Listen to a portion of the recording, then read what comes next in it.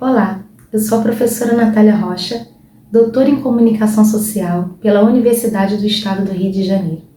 Este artigo foi escrito em coautoria com Carlos Henrique Paiva, mestrando em Sociologia Política pelo Instituto Universitário de Pesquisas do Rio de Janeiro, da Universidade Cândido Mendes. O artigo enviado para a conferência, Mapeamento de Espaços Criativos em Campo Grande, no Rio de Janeiro, foi inspirado em minha tese de doutorado, orientada pela professora doutora Cíntia Fernandes, sobre a Rua da Lama, em Nova Iguaçu, cidade da Baixada Fluminense, importante historicamente para a região. Trata-se de um complexo de bares. Na Rua da Lama, eu realizei um mapeamento sensível dos espaços gastronômicos e culturais que conferem identidade ao território. Durante a pesquisa, pude perceber que a potencialidade do espaço não foi totalmente aproveitada devido à ausência de planejamento e colaboração entre os agentes públicos e privados. Após minha mudança para Campo Grande, na zona oeste do Rio de Janeiro, um dos bairros mais populosos da cidade, resolvemos que seria interessante realizar estudo semelhante, que servisse de base para qualificar a discussão sobre economia criativa e para a criação de políticas públicas e incentivo de iniciativas privadas em prol destes empreendimentos. De acordo com o relatório do SEBRAE de 2018, nos últimos anos, tem-se observado um crescimento exponencial das áreas que compõem a indústria criativa, um conjunto de negócios baseados no capital intelectual, cultural e na criatividade para gerar valor econômico. A construção de cidades criativas tornou-se de suma importância para o desenvolvimento econômico sustentável, pois congrega valores econômicos e culturais, contribuindo para o cumprimento da Agenda 2030 da Organização das Nações Unidas. Conforme argumentam Fernandes e Herschmann, a questão da construção de economias, indústrias e cidades criativas vem sendo considerada no país desde a gestão de Gilberto Gil como ministro da Cultura, mas de forma pouco crítica, com base em resultados positivos da implementação de políticas públicas voltadas para a área em outros países. A ideia que rege o discurso sobre as indústrias criativas é a de que a retomada do desenvolvimento econômico, com a crise dos modelos industriais, a saturação do setor de serviços e o advento digital, só seria possível com a construção de espaços inovadores. A crítica realizada à disputa das cidades pelos investimentos no consumo cultural é a de que os projetos utilizam um modelo exógeno e pouco democrático, retirando o protagonismo dos atores locais na ressignificação dos territórios.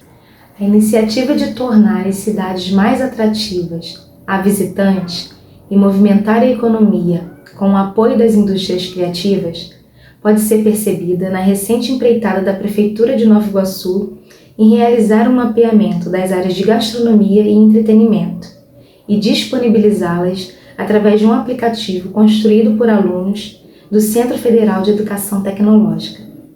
A comida e a música, elementos aglutinadores de pessoas, são o foco dessa estratégia de impulsionamento do lugar, aliados à tecnologia digital, que permite hoje conectar pessoas, produzir e disseminar informações de forma mais barata. Conforme Fernandes e Herschmann reconhecem, embora a construção dos lugares pela economia criativa no Rio tenham deixado de fora a complexidade dos lugares sendo pouco democrática, essa construção não deixa de ter um papel importante para o econômico, o político e o social. Por isso, representar o espaço através da criação de mapas sensíveis é importante para resguardar a memória do lugar, intensificar as trocas culturais, mostrar uma imagem positiva da região, externamente, e movimentar a economia, incentivando as pessoas a visitarem o espaço.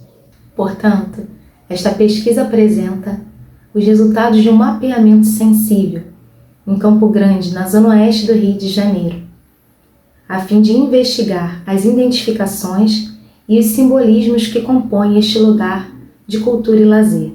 A hipótese é de que estes espaços, que possuem um grande fluxo de pessoas e de comunicação, são propícios à formação de identidades e da construção simbólica dos territórios. Não à toa, comerciantes e políticos têm utilizado esse potencial para criar espaços criativos na cidade, a fim de alavancar a economia, conforme aconteceu com o processo de reconstrução da Lapa na última década, de acordo com estudos de Patrícia Silva. O método utilizado foi o cartográfico, com base nos estudos de Deleuze e Guattari, mapeando sensivelmente o lugar a partir do que vemos, ouvimos e sentimos, e a observação participante para a compreensão das práticas socioculturais.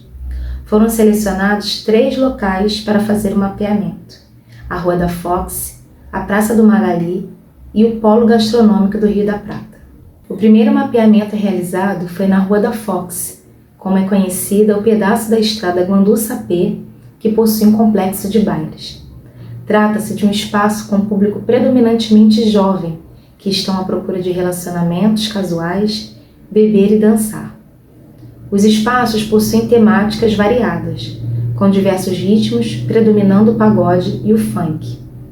Há barracas nas ruas com bebidas e aperitivos, mais baratos, possibilitando a participação de jovens em situações econômicas diversas.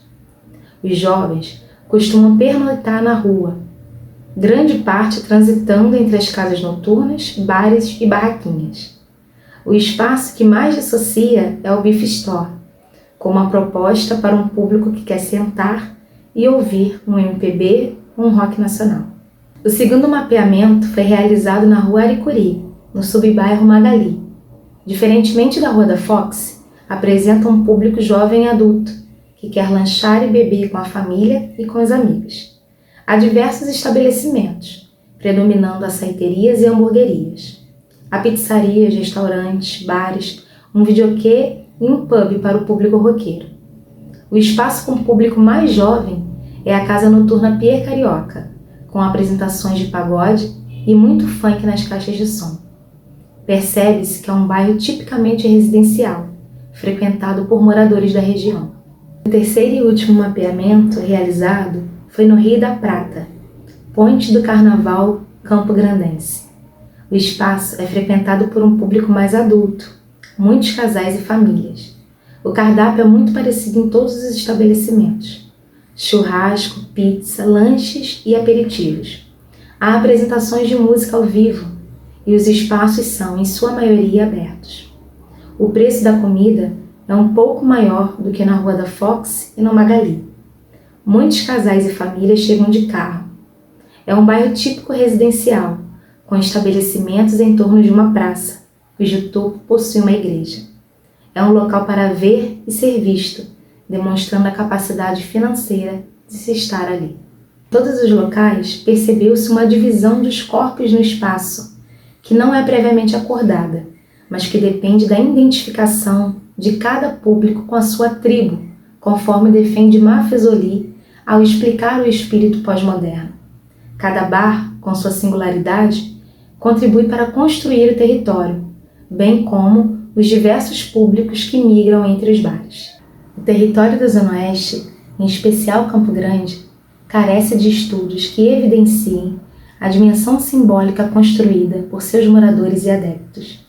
Realizar uma cartografia sensível que considerou a tessitura das gerações contribuiu para desvelar as riquezas culturais escondidas.